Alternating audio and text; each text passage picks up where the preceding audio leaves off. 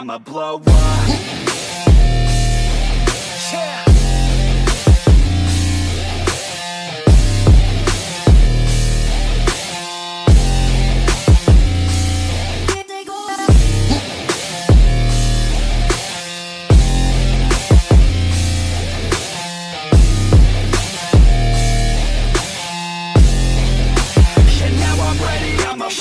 Hey guys, welcome back to the platform of Baba Gang. I am Nikita, your biology mentor. So let us continue with our chapter, the fundamental unit of life, cell. तो last topic में हमने discoveries देखी थी. उन discoveries को I hope आपने अच्छी तरह याद कर लिया होगा. सो आज के लेक्चर में मैं आपको एक बहुत अच्छी टेक्निक से बताऊंगी, हम उससे स्टार्ट करेंगे. फाइन. उस टेक्निक का नाम है active recalling. And I know majority आप लोग पता होगा, आपने कहीं ना कहीं सुना होगा, बट ये टेक्निक मैंने बचपन से यूज किया है, बट मुझे नहीं पता था it is named as active recalling. ये मुझे 1 month अगो पता चला. ठीक है, it's a very good technique. अब हमें इस टेक्निक को वो साइंटिस्ट के नाम एंड उनके डिस्कवरीज को याद करने में यूज करना. तो ये टेक्निक यूज कैसे होता है? जो भी कंटेंट आपने पढ़ी उसको आप अपने आंखों से हटा दो. मतलब बुक खुली है सामने तो उस बुक को बंद कर दो, या फिर स्क्रीन है तो स्क्रीन को 2 मिनट के लिए पॉज कर दो और अपनी आंखें बंद करो और रिकॉल करो जो भी आपने पढ़ा. तो सबसे पहले हम रिकॉल करते हैं. ओके, मैं आपको करके दिखाती हूँ रिकॉल. हर चीज़ आप भी ट्राई करो साथ के साथ. It's really good. ठीक है, फर्स्ट वन, आंखें बंद करनी जरूरी नहीं है, अगर कंटेंट सामने नहीं है तो चलेगा. नंबर 1 थे रॉबर्ट हुक. उन्होंने कब डिस्कवरी की थी? 1665 में. किस में करी थी? कॉर्क सेल्स में. और कॉर्क सेल्स उन्हें कहाँ मिले थे? बार्क ऑफ अ ट्री में. बस यही थी पहली डिस्कवरी. सेकंड डिस्कवरी थी उनकी ल्यूवेनहुक की. उनकी नहीं थी, सेकंड डिस्कवरी थी ल्यूवेनहुक की. इन्होंने डिस्कवरी किस चीज में की थी? लिविंग सेल्स में की थी. कब की थी? पॉन्ड वाटर में की थी. और ईयर क्या था? 1674. I hope I am right. Okay, so next scientist है हमारे रॉबर्ट ब्राउन. Robert brown. अब ब्राउन से मैंने टर्म रिलेट करके बताया था न्यूक्लियस. न्यूक्लियस की डिस्कवरी की थी किसने? रॉबर्ट ब्राउन ने. फिर आए थे हमारे परकिंजे. इनका ईयर था 1839, जिन्होंने प्रोटोप्लाज्म का नाम दिया था. फ्लूइड सब्सटेंस को प्रोटोप्लाज्म का नाम दिया था. देन आए थे हमारे श्लेडन एंड श्वान. 1838, 1839 मैंने राइमिंग में याद करवाया था. श्लेडन, Schwann. 1838, 1839. Cell theory. 2 points in लोगों ने बताए थे. पहला पॉइंट था all plants and animals are composed of cells and the cells are the basic unit of all living organisms. ठीक है, अब इसमें आए थे थोड़े से मॉडिफिकेशंस लेके. कब आए थे? 1855 में. कौन आया था? विर्को आए और उन्होंने बोला कि all cells arise from pre existing cells. है ना? उन्होंने सेल थ्योरी को एक और पॉइंट डाल के थोड़ा सा एक्सपैंड कर दिया था. उसके बाद हमारी लास्ट डिस्कवरी थी 1940 में. किसकी थी? इलेक्ट्रॉन माइक्रोस्कोप की. तो ये हो गया हमारे सारे डिस्कवरीज. सब कुछ याद हो गया. आई होप आपको याद होगा. मेरे याद करने से कुछ नहीं होगा. लेट अस चेक कि हम सही हैं या नहीं. फाइन. तो रॉबर्ट हुक हो गए 1665, करेक्ट है. ल्यूवेनहुक 1674, करेक्ट है. रॉबर्ट ब्राउन 1831, करेक्ट है. 1831 मैंने शायद नहीं बोला, राइट? रॉबर्ट ब्राउन तो बोला था. Purkinje it's 1839, I don't know, it's not visible. Schleiden Schwann 1838, 1839. And finally Virchow 1855. Okay, so ये हो गया हमारे पिछले लेक्चर का रिवीजन. अब हम आगे बढ़ते हैं, अपने टॉपिक पे आते हैं. तो आज हम जो टॉपिक पढ़ने जा रहे हैं दैट इज प्लाज्मा मेम्ब्रेन और cell membrane. So what is plasma membrane या फिर सेल मेम्ब्रेन क्या होता है? तो सबसे पहला पॉइंट नोट करो कि ये सारे ऑर्गेनिजम्स में, सारे लिविंग ऑर्गेनिजम्स में क्या होते हैं? सेम होते हैं. मतलब क्या है मेरा? अगर आप सेल वॉल की बात करें तो सेल वॉल प्लांट्स में प्रेजेंट होते हैं लेकिन एनिमल्स में एब्सेंट होते हैं। लेकिन प्लाज्मा मेम्ब्रेन एक ऐसा कंपोनेंट है सेल का जो कि सभी लिविंग ऑर्गेनिजम्स में प्रेजेंट होगा, भले ही वो यूनिसेल्युलर हो या मल्टी सेल्युलर हो या प्रोकैरियोट हो या फिर यूकैरियोट हो, प्लांट्स हो, एनिमल्स हो, व्हाटएवर इट इज, ठीक है, सब में होता है और सब में सेम होता है, ठीक है, मतलब सब में प्रेजेंट होता है। अब इनकी जो कॉम्पोजिशन होती है उसमें थोड़ा सा डिफरेंस होता है, वो आप हायर क्लासेस में पढ़ेंगे, अभी जरूरत नहीं है उसकी, ठीक है। So it is the outermost covering of the cell, सबसे बाहरी वाला कवरिंग होता है ये। अगर ये आपका सेल है, अंदर आपकी न्यूक्लियस है, तो ये होता है सेल वॉल अंदर की तरफ। Plasma membrane is present on the outer side, ठीक है। अब आउटर साइड में सेल वॉल होता है, एक्चुअली में अगर हम रियलिटी में देखें तो सेल वॉल सबसे बाहर होता है और अंदर वाली जो होती है वो होती है प्लाज्मा मेम्ब्रेन। लेकिन फिर भी हम ऐसा सेंटेंस यूज करते हैं कि जो सेल के बाहर के कंटेंट है वो सेल के अंदर के कंटेंट मतलब प्लाज्मा मेम्ब्रेन से डायरेक्ट कांटेक्ट में आते हैं। क्यों आते हैं? बिकॉज जो सेल वॉल होता है ना वो पूरा पैक नहीं होता। अगर आप एक वॉल देखें, एक वॉल देखो, इसमें कहीं भी आपको कोई परफोरेशंस दिख रहा है? नहीं दिख रहा। लेकिन अगर आप ये देखेंगे तो आपको इसमें गैप्स दिख रहे हैं, राइट? तो प्लाज्मा मेम्ब्रेन ऐसा होता है और सेल वॉल ऐसा होता है। I hope it's visible. तो सेल वॉल एक्चुअली में ऐसे नेट लाइक होता है जिसके वजह से कंटेंट्स उसमें से पास होते हैं, लेकिन वो प्लाज्मा मेम्ब्रेन तक ही रुक जाते हैं, उसके आगे नहीं जाते। प्लाज्मा मेम्ब्रेन उसके बाद सिलेक्शन करता है कि मुझे इन कंटेंट्स को अंदर भेजना है या नहीं भेजना। वो भी चीज यहाँ लिखी हुई है, वो देखो। This is the outermost covering of the cell that separates the contents of cell from its external environment. Okay? Plasma membrane allows or permits only of some materials. सारे मटेरियल को नहीं अलाउ करता। बहुत मतलब कम मटेरियल्स हैं जिनका selection ये करता है तब अंदर भेजता है। इसीलिए इसका नाम है सेलेक्टिवली परमिएबल मेम्ब्रेन। ये बहुत इंपॉर्टेंट पॉइंट है। अक्सर इसमें बहुत ज्यादा कंफ्यूजन होता है, सेमी परमेबल, सेलेक्टिवली परमेबल। याद रखना प्लाज्मा मेम्ब्रेन क्या है? Selectively permeable membrane. अब पॉइंट याद रहेगा ना, सेल वॉल ऐसा होता है नेट जैसा, उसमें से कंटेंट्स पास होते हैं, लेकिन प्लाज्मा मेम्ब्रेन से नहीं होते। प्लाज्मा मेम्ब्रेन सिलेक्शन करके कंटेंट्स का तब अंदर भेजता है सेल के, ठीक है। आई होप इतना क्लियर है आपको। ओके, अब हम आगे की चीजें देखते हैं। How does the movement of substances take place into the cell? Cell के अंदर कैसे जाते हैं substances, या फिर वो सेल के बाहर कैसे जाते हैं? अब देखिए, some substances like carbon dioxide or oxygen can move across the cell membrane by a process called diffusion. अब एक और बहुत इंपॉर्टेंट टर्म आ गया, डिफ्यूजन। डिफ्यूजन क्या होता है? बहुत बेसिक टर्म है, आपने कभी ना कभी तो सुना ही होगा। We have studied the process of diffusion in earlier chapters, तो भूल जाओ उसको। We saw that there is spontaneous movement of a substance from a region of high concentration to a region where it is low. अब देखो, मैं बहुत important point बताती हूँ। ये दिख रहा है ना, हाई कंसंट्रेशन से लो कंसंट्रेशन। अब सपोज करो ये प्लाज्मा मेम्ब्रेन, ये एक्सटर्नल एनवायरनमेंट है और ये इंटरनल एनवायरनमेंट है, ठीक है। हाई कंसंट्रेशन से लो कंसंट्रेशन में कंटेंट्स जा रहे हैं। तो सपोज करो मेरे पास यहाँ पे चॉकलेट है, ठीक है, एक सपोज करो यहाँ चॉकलेट है और सेल को अंदर चॉकलेट चाहिए, उसके पास कम चॉकलेट है, बाहर ज्यादा चॉकलेट्स हैं। तो वो जो चॉकलेट ज्यादा हैं वहां से ज्यादा चॉकलेट से कम चॉकलेट्स की तरफ आएंगे ना। ऐसा तो नहीं होगा कि कम चॉकलेट से बाहर ज्यादा चॉकलेट्स की तरफ जाएंगी। आई होप आपको समझ आया होगा। ऐसे सोच लो, हाई चॉकलेट कॉन्सेंट्रेशन, लो चॉकलेट कॉन्सेंट्रेशन, तो हाई से लो जाता है हर चीज। हमेशा याद रखना, डिफ्यूजन में हमेशा हाई टू लो कॉन्सेंट्रेशन की तरफ हर चीज जाएगी। तो यहाँ पे CO2 और ऑक्सीजन का डिफ्यूजन हो रहा होता है, ठीक है।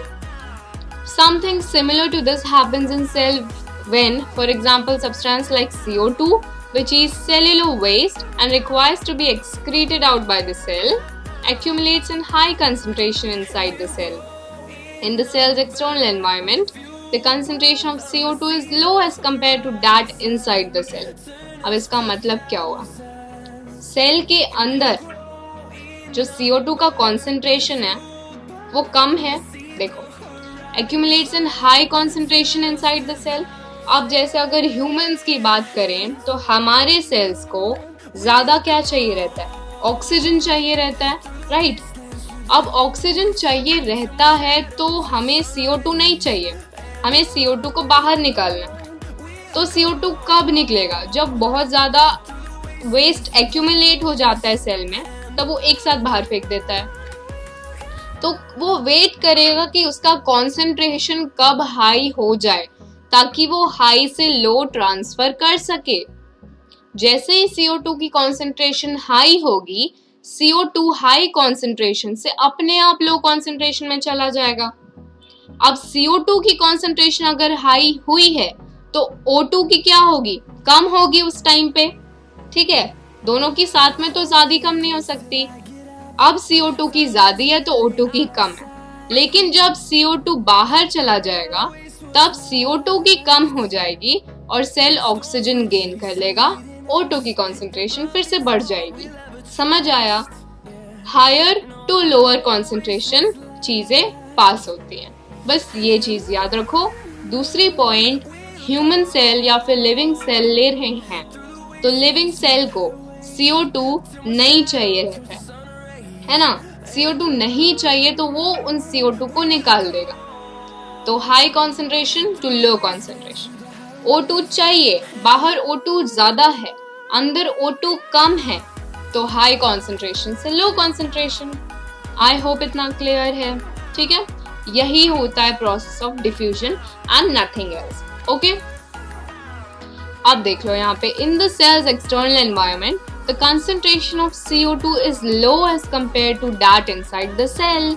जब बाहर के एनवायरनमेंट में CO2 कॉन्सेंट्रेशन कम हो जाएगा तभी तो हाई कॉन्सेंट्रेशन से इजीली लो कॉन्सेंट्रेशन में आ पाएगा, right? As soon as there is a difference of concentration inside and outside, CO2 moves out of the region from high concentration to low. Similarly, O2 enters. As I told you now, diffusion plays an important role in gaseous exchange between cells as well as the cell and its external environment. अब देखो, diffusion कहाँ पे होता है? diffusion कहाँ पे होता है? between cells and external environment and cell. मतलब दो सेल्स के बीच में होगा, एक सेल और एक्सटर्नल एनवायरनमेंट के बीच में होगा, राइट? ठीक है. Water also obeys the law of diffusion. पानी भी लॉ ऑफ डिफ्यूजन फॉलो करता है. The movement of water molecules through such a selectively permeable membrane, मतलब plasma membrane, is called what? Water के लिए स्पेशल टर्म होता है ऑस्मोसिस. ठीक है, ये मैं बाद में बताती हूँ. पहले हम एक और चीज यहाँ भूल रहे हैं. मैंने पिछले लेक्चर में आपको बोला था कि हम इन क्वेश्चन से स्टार्ट करेंगे, तो आ जाते हैं अपने क्वेश्चंस पे. सो यहाँ पे है हमारा question, who discovered cells and how? Cell किसने डिस्कवर की थी? तो मैंने आपको 2 पॉइंट बताया था कि 2 पॉइंट बन सकते हैं. कौन से? फर्स्ट क्वेश्चन जो बन सकता है कि सेल किसने डिस्कवर किया, तो पहला नाम आएगा रॉबर्ट हुक. लिविंग सेल किसने किया? ल्यूवेनहुक. कैसे किया? तो वो प्रोसेस तो हम पढ़ के आ रहे हैं. Why is the cell called the structural and functional unit of life? ये क्वेश्चन मैंने फर्स्ट लेक्चर में फर्स्ट पॉइंट जो बताया था, इसका आंसर वही है. अब आपको याद नहीं है तो आप फिर से जाके लेक्चर देखिएगा. अभी मैं आपको बता देती हूँ. देखो, स्ट्रक्चरल क्यों बोला जाता है सेल को? बिकॉज जो सेल है वो सारे लिविंग ऑर्गेनिज्म के किसी भी ऑर्गन, किसी भी स्ट्रक्चर की सबसे बेसिक यूनिट होती है. सबका स्ट्रक्चर सेल बनाता है ना? इसीलिए उसको स्ट्रक्चरल यूनिट बोलते हैं. फंक्शनल यूनिट क्यों बोलते हैं? बिकॉज सपोज करो आपका स्टमक है, ठीक है, वो क्या कर रहा है? डाइजेशन कर रहा है. स्टमक को डाइजेशन करने के लिए सेल्स की जरूरत पड़ेगी। क्यों पड़ेगी? बिकॉज स्टमक खुद ही सेल से बना हुआ है। स्टमक एज अ होल नहीं डाइजेशन करेगा, स्टमक के सेल्स जो फंक्शन करेंगे वो डाइजेशन करेंगे। तो फंक्शनल यूनिट कौन हुआ? सेल हुआ। अगर आप बहुत बेसिक लेवल पे देखें तो सारे फंक्शंस कौन करते हैं? सेल्स करते हैं, भले ही वो ग्रुप बना के करें। स्टमक के सेल्स जो होंगे वो ग्रुप बनाकर फंक्शन करेंगे, लेकिन फंक्शन सेल्स ही करते हैं। तो दोनों का आंसर क्लियर हो गया? ठीक है। अब हम आते हैं अपने ऑस्मोसिस पे। तो दो इम्पोर्टेंट टर्म हैं, डिफ्यूजन एंड ऑस्मोसिस। ये दोनों बहुत ज़्यादा इम्पोर्टेंट हैं, तो इसमें कंफ्यूजन भी आप लोग को होता है। डिफ्यूजन के लिए सॉल्ट्स, इलेक्ट्रोलाइट्स, सॉल्ट मतलब समझ आ गया, इलेक्ट्रोलाइट क्या होते हैं? आयंस। आयंस में सोडियम, पोटेशियम, क्लोरीन, ये सब कुछ जो सेल के इम्पोर्टेंट होते हैं वो सब इलेक्ट्रोलाइट्स बोलते हैं उनको। इन सब से डिफ्यूजन से ट्रांसफर होता है। वाटर ऑस्मोसिस से होता है। ऑस्मोसिस के लिए सिर्फ वाटर, ठीक है। वाटर जब हाई कॉन्सेंट्रेशन से लो में जाता है तो वो ऑस्मोसिस होता है। So the movement of water across the plasma membrane is also affected by amount of substance dissolved in the water. Thus osmosis is the passage of water from a region of high concentration through a semi-permeable membrane to a region of low water concentration. Again यहाँ पे आ गया semi-permeable membrane. ऊपर कौन था? Selectively permeable membrane. Okay, तो confusion बिल्कुल नहीं होना चाहिए। किसको बोल रहे हैं? प्लाज्मा मेम्ब्रेन, ठीक है। Okay. What will happen if we put an animal cell or a plant cell into a solution of sugar or salt and water? अब ये जो इतना बड़ा पैराग्राफ दिख रहा है ना आपको, वो मैं यहाँ पे समराइज करती हूँ। पहले आप पहले की चीजें रिवाइज करो। प्लाज्मा मेम्ब्रेन को सेल मेम्ब्रेन भी बोलते हैं, number 1 point. Number 2, it is the outermost covering. Number 3, selectively permeable or semi permeable. Number 3, सारे लिविंग ऑर्गेनिज्म में सिमिलर होता है। Number 4, diffusion, osmosis. डिफ्यूजन किसके लिए? Salts, electrolytes. ऑस्मोसिस किसके लिए? वाटर के लिए। आई होप इतना कंटेंट पूरा क्लियर है, अच्छे से समझ आया है, ठीक है। अब चलते हैं आगे। ये जो दिख रहा है ना CO2 एंड O2 का एग्जाम्पल बहुत इंपॉर्टेंट है, इसको याद रखना।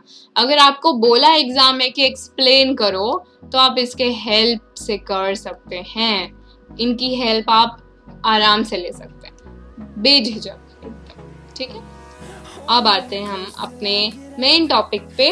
देखो मैं कुछ कीवर्ड्स यहाँ हाईलाइट कर रही हूँ। हाइपोटोनिक सोल्यूशन, देन यहाँ है आइसोटोनिक सोल्यूशन, और फिर आ जाएगा हाइपरटोनिक सोल्यूशन। कहाँ है हाइपरटोनिक सोल्यूशन? आ जाओ।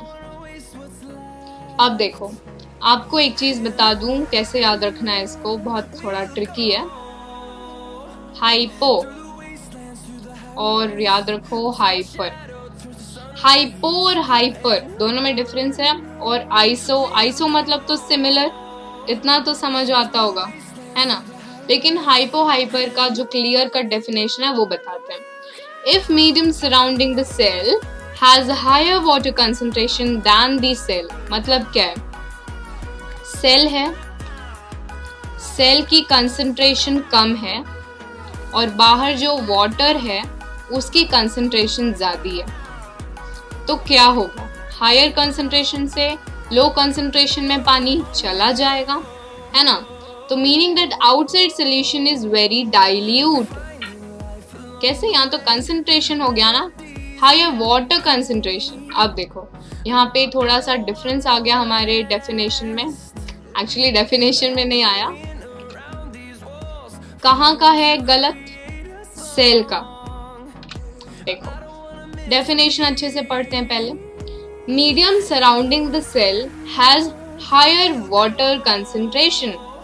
वाटर की कंसंट्रेशन ज्यादा है, किससे? सेल से। देखो सेल है सेल से बाहर की वाटर कंसंट्रेशन ज्यादा है, तो जब वाटर ज्यादा होगा, तो अगर आप सॉल्ट मिक्स कर रहे हैं पानी में तो उसकी कॉन्सेंट्रेशन कम होगी। मतलब अब डाइल्यूट और कंसंट्रेट टर्म का मतलब आपको पता होना चाहिए। देखो, दो टर्म है, पहला डाइल्यूट, दूसरा कंसंट्रेटेड। डाइल्यूट वो सॉल्यूशन होता है जहां पे जो सॉल्यूट है, सॉल्यूट मतलब जैसे सॉल्ट आप वाटर में मिक्स कर रहे हैं, ठीक है, तो सॉल्ट क्या हो गया, सॉल्यूट, वाटर क्या हो गया, सॉल्वेंट, ठीक है। तो डाइल्यूट वो होगा जब सॉल्ट की कॉन्सेंट्रेशन कम होगी और पानी ज्यादा होगा। कंसंट्रेटेड सॉल्यूशन कब होगा, जब सॉल्ट की कॉन्सेंट्रेशन ज्यादा होगी और वाटर की कॉन्सेंट्रेशन कम होगी। लिख लेना इस पॉइंट को, बहुत कंफ्यूजन होता है स्टार्टिंग में जब हम पढ़ते हैं। तो कंसंट्रेटेड में सॉल्ट की कंसंट्रेशन ज्यादा होगी, वाटर की कंसंट्रेशन कम होगी। और ये जो सिचुएशन यहाँ पे है, ये कौन सी सिचुएशन है, dilute. Wait, I hope now it's visible. देखो, दो चीजें बताई मैंने, कंसंट्रेटेड, डाइल्यूट। कंसंट्रेटेड में सॉल्ट ज्यादा, डाइल्यूट में वाटर ज्यादा। कंसंट्रेटेड में सॉल्ट ज्यादा, वाटर कम, डाइल्यूट में वाटर ज्यादा, सॉल्ट कम। अब अगर हम हाइपोटोनिक सॉल्यूशन की बात कर रहे हैं तो सॉल्ट कम है और वाटर की कॉन्सेंट्रेशन ज्यादा है। कैसे ज्यादा है वो देखते हैं। फर्स्ट पॉइंट आ जाओ यहाँ पे, मीडियम में वाटर की कॉन्सेंट्रेशन ज्यादा है than the cell, meaning that outside solution is very dilute, cell will gain water by osmosis। अब देखो, ऑस्मोसिस होगा, जहां पे वाटर आ गया वहां पे डिफ्यूजन खत्म, ऑस्मोसिस शुरू। अब यहाँ पे वाटर है तो कौन सा टर्म यूज होगा, ऑस्मोसिस, ठीक है। तो हायर वाटर कंसंट्रेशन से लोअर वाटर कंसंट्रेशन में आना है। बाहर पानी की कंसंट्रेशन ज्यादा है, सेल के अंदर कम होगी, तो वाटर बाहर से अंदर की तरफ आएगा, सेल फूल जाएगा, हाइपो, हाइपो ऐसा करके याद रखना, ठीक है, मैंने ऐसे याद किया था, बहुत कंफ्यूजिंग होता है ये। अब देखो, इतना क्लियर है। यहाँ पे हम वाटर की कंसंट्रेशन की बात कर रहे हैं, तो ऑस्मोसिस में वाटर की कंसंट्रेशन की बात होती है, राइट। अब आते हैं आइसोटोनिक सॉल्यूशन में। आइसोटोनिक सॉल्यूशन में क्या होता है कि बाहर की वाटर कंसंट्रेशन सेल की वाटर कंसंट्रेशन से एकदम सिमिलर होती है, कोई लेन देन नहीं होता है पानी का, इसीलिए सेल के साइज में कोई भी अफेक्ट नहीं पड़ता है। अब देखो थर्ड पॉइंट, पहले इसको पढ़ लेते हैं।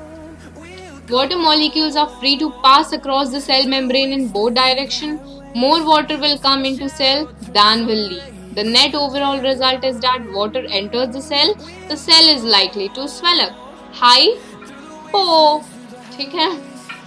Okay, so water crosses the cell membrane in both directions.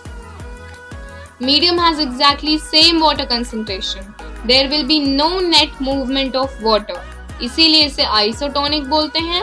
Cell का साइज क्या होगा, सेम होगा, ठीक है, क्योंकि जो सेल में से पानी जा रहा है और जो सेल में पानी आ रहा है वो सेम होता है।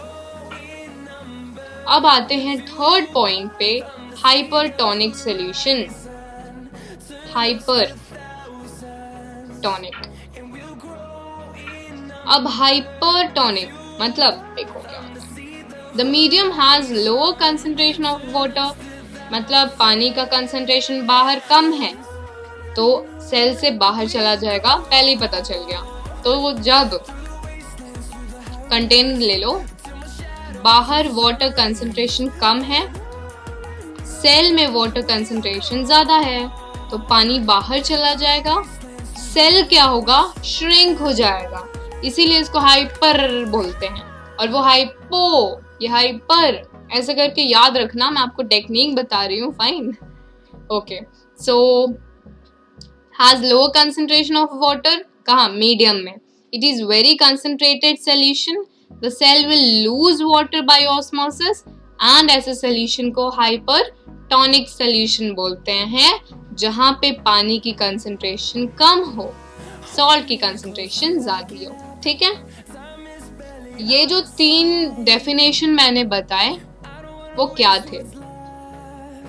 सेल को अगर किसी सोल्यूशन में डाल रहे हैं, सपोज हमारा ब्लड है, ठीक है, तो सेल्स हमारे ब्लड में प्रेजेंट होते हैं। वहीं का एग्जांपल ले लो, ब्लड में वाटर या सॉल्ट की कंसंट्रेशन ज्यादा या कम होने से सेल्स में क्या इफेक्ट पड़ेगा वो यहाँ पे बताया है। तो ये जो तीनों डेफिनेशन है ये बहुत इंपॉर्टेंट है, डायरेक्ट पूछे जाते हैं एग्जाम्स में। जो भी आपके यूटी, एफटी, एसटी जो भी होते हैं इसमें पक्का पूछेगा, लिख के ले लो। ठीक है, कॉन्सेप्ट कौन सा यूज हुआ? ऑस्मोसिस। ठीक है, सो एक बार सबको समराइज करते हैं और एक बार सबको रिवाइज करते हैं। प्लाज्मा मेम्ब्रेन हमने अच्छे से रिवाइज कर लिया। डिफ्यूजन क्या है? High salt concentration to low salt concentration. Osmosis क्या है? High water concentration to low water concentration. 3 definition. Hypotonic मतलब सेल हाइपो फूल जाएगा, आइसोटोनिक सेल का साइज सेम रहेगा, हाइपरटोनिक मतलब सेल श्रिंक हो जाएगा। अब इसके पीछे फिर से अपना कॉन्सेप्ट यूज करो ऑस्मोसिस का। सेल क्यों फूलेगा? जब उसमें पानी आ जाएगा तो मतलब बाहर वाटर कंसंट्रेशन ज्यादा है, सेल में कम होगी, तभी तो पानी आएगा और सेल फ्लफी बन जाएगा, फूल जाएगा, तो हाइपोटोनिक। इस तरीके से अपने लॉजिक को यूज करना और याद करना, समझ के रट्टा मारोगे तो एग्जाम के दिन पक्का भूलोगे। ठीक है, मैं अपने एक्सपीरियंस से कह रही हूँ। ठीक है, मैंने बहुत कोशिश की थी रट्टा मारने की बट नहीं हुई थी, लास्ट में मेरे को समझना पड़ा था। सो आई होप आपको ये सारे डेफिनेशंस क्लियर हैं। आज के लेक्चर में जितने भी चीजें मैंने बताई वो सब एग्जाम पॉइंट ऑफ व्यू से बहुत ज्यादा इंपॉर्टेंट है एंड आई होप कि आपको सब कुछ अच्छी तरह समझ आया होगा। So thank you guys for watching my lecture.